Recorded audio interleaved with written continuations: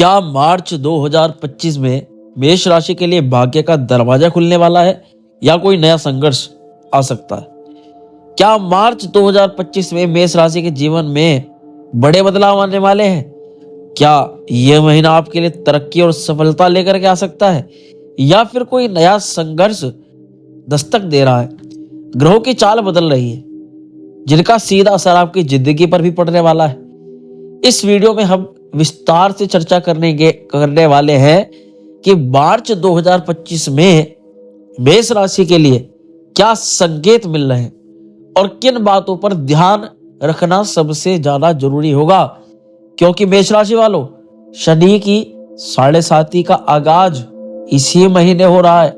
हालांकि इस महीने के बिल्कुल लास्ट टर्म में जाकर शनि की 7.5 आपकी राशि पर आरंभ होगी, पर क्या इसीलिए यह महीना डरा देने वाला हो सकता है या फिर इसके बजाय कुछ अच्छी बातें छुपी हुई हैं?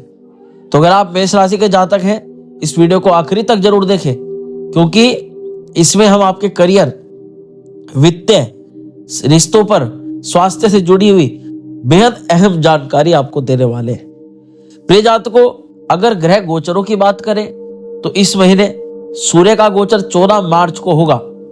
14 मार्च को सूर्य मीन राशि में प्रवेश करेंगे।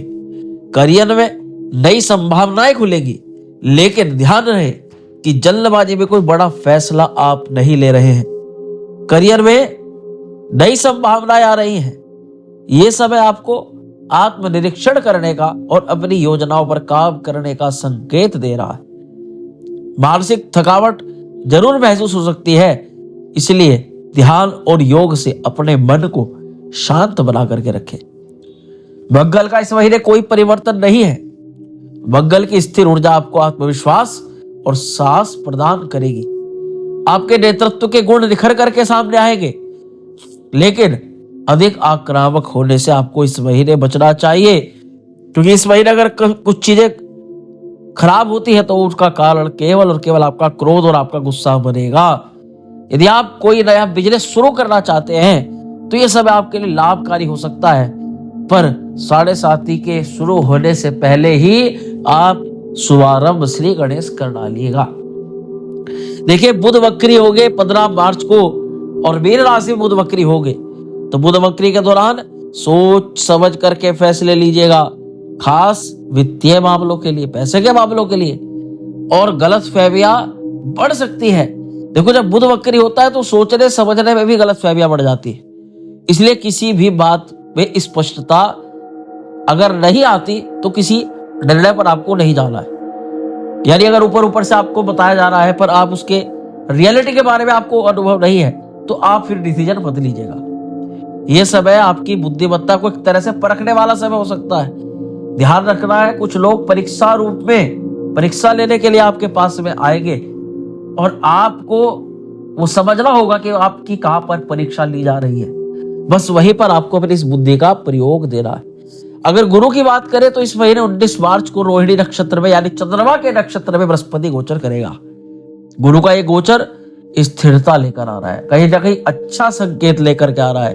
तो 19 मार्च के आसपास बृहस्पति मानसिक रूप से कुछ शांति आपको दे सकते हैं। यह समय आध्यात्मिक उन्नति के लिए तो बहुत अच्छा है। ध्यान और प्रार्थना करें अपने इष्ट देवता से। इस महीने जो वरदान आप मांगेंगे, इष्ट देवता की कृपा आपके ऊपर जरूर होगी। प्रिय जातकों, सबसे महत्वपूर्ण बदलाव यह भी है कि शुक्र इस महीने वक्री होगा 2 मार्च को और अस्त भी होगा, उदय भी होगा। यानी प्यार के मामलों में कई मामलों में उतार चढ़ाव देखा जा सकता है।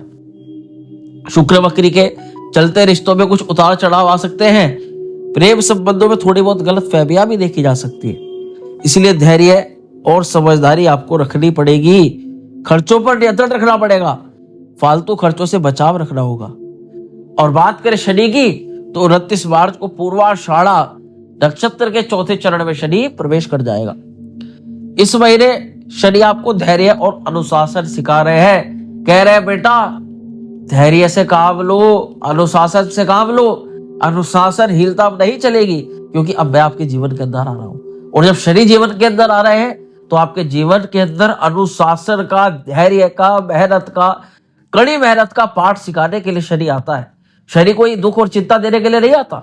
शनि आता है ताकि आप समझो कि लोगों से व्यवहार कैसा करना होता है। उद्दंडता का दंड देते हैं शनि महाराज, इसीलिए कहते हैं कि अब स्टेबल हो जाओ, फोकस करो। यही वो समय होता है जिसमें बड़े बड़े लोग IIT, बड़े बड़े लोग IAS PCS, जो लोग बड़े बड़े अचीवमेंट्स प्राप्त करते हैं, ज्यादातर ऐसे लोगों का समय 7.5 काल के अंदर ही बना हुआ देखा जाता है। इसलिए 7.5 कोई रुलाने के लिए, दुख चिंता पीड़ा बढ़ाने के लिए नहीं आती, बल्कि लोगों ने भ्रम फैला रखा है, गलत बात बताते हैं सब। शनिदेव तो जीवन को वास्तविक उसका समझाने के लिए आते हैं। शनिदेव की कृपा से आप में से कई सारे मेष राशि के जातक इसी वर्ष में अपने एग्जाम्स को क्रैक कर दोगे, अपनी मेहनत से अपना बन के दिखा दोगे कुछ ना कुछ, और वही अपने प्रॉपर्टी, वन भूमि, बिजनेस, व्यवसाय का कुछ ना कुछ शुभारंभ आप कर दोगे। पर एक बात ध्यान रखना, शुरुआत करना ही सबसे बड़ी बात होती है, और शुरुआत इतनी आसानी से ही नहीं होती। उसके लिए कठिन मेहनत, परिश्रम और एक डेडिकेशन, एक नियमितता चाहिए होती है, और वो नियमितता शनिदेव ही आपको प्रदान कराते हैं। इसलिए 29 मार्च को पूर्वाषाढ़ नक्षत्र में आप में से कई सारे जातक ऐसे होंगे जो योजना बनाएंगे। योजना बनाओगे तो योजनाओं पर काम भी करोगे, काम करोगे तो आपको अच्छा परिणाम देखने के लिए मिलेगा। तो जो लोग नौकरी में बदलाव करने के बारे में सोच रहे हैं, उनके लिए यह समय सही हो सकता है, पर 29 मार्च से पहले पहले कर दीजिएगा, क्योंकि फिर आपको फुर्सत नहीं मिलेगी। इसी के अलावा राहु महाराज, जो कि 16 मार्च को पूर्वाषाढ़ नक्षत्र के 4थे चरण में, और दूसरी तरफ केतु महाराज, ये भी 16 मार्च को उत्तरा फाल्गुनी नक्षत्र के दूसरे चरण में आ जाएंगे। तो अब जीवन में अचानक बदलाव होगा, यानी 16 मार्च को खलबली बचेगी। 16 मार्च के आसपास आपके कर्मों पर ध्यान देना होगा, क्योंकि ये समय आपकी परीक्षा लेकर के आएगा। 16 मार्च के आसपास आपके साथ कुछ घटनाएं परीक्षा के रूप में घटित होगी। अगर आपने शांतिपूर्ण व्यवहारिकता के साथ समय को निकाल लिया तो बहुत अच्छी बात है, वरना तो आप हमारी इस बात को याद करोगे कि वही परीक्षा ले लेंगे और हम उसमें फेल हो गए। और हम नहीं चाहते हमारा कोई भी जातक, कोई भी व्यूअर फेल हो अपनी किसी भी परीक्षा में। किसी भी नए कार्य की शुरुआत करने से पहले अच्छे से आप विचार कर ले कि क्या ये चीज में आपका कोई क्षति तो नहीं हो सकती, कोई नुकसान तो नहीं हो सकता, और उस पर विचार कर लिया तो फिर आप उसको कर सकते हो। देखो, कुछ एडवाइस देना चाहेंगे आपको इस वीडियो के अंदर। करियर और बिजनेस के पॉइंट ऑफ व्यू से तो नई योजनाओं पर काम शुरू कर सकते हैं, लेकिन जल्दबाजी नहीं करनी है। जो लोग नौकरी में बदलाव चाह रहे हैं उनके लिए समय अनुकूल है। कार्यस्थल पर किसी से बहस ना करें, अन्यथा दिक्कत आ सकती है। फाइनेंस की और वेल्थ की कहें तो निवेश करने से पहले पूरी जानकारी ले लें, जल्दबाजी ना करें। अनावश्यक खर्चों से बचें, विशेषकर 2 से 15 मार्च के बीच। कर्ज लेने और देने से बचे, खासकर बुध वक्री के दौरान। तीसरी सलाह यह दूंगा लव और रिलेशनशिप के लिए कि पार्टनर के साथ ईमानदारी और खुले संवाद से समस्या सुलझाएं। अविवाहित लोगों के लिए विवाह के प्रस्ताव आ सकते हैं। गलत फहमियों से बच करके रहे। कोई भी बड़ा डिसीजन 25 मार्च के बाद ले, 25 मार्च से पहले मत ले। और हेल्थ एनर्जी लेवल के लिए कहना चाहेंगे कि सेहत के मामले के लिए महीना सामान्य रहेगा। नियमित रूप से योग ध्यान करें, मानसिक तनाव से बच करके रहें और पर्याप्त नींद लेकर के चलें। अब करियर के लिए आप उपाय सुन लो, रेमेडी सुन लो, एस्ट्रो टिप सुन लो।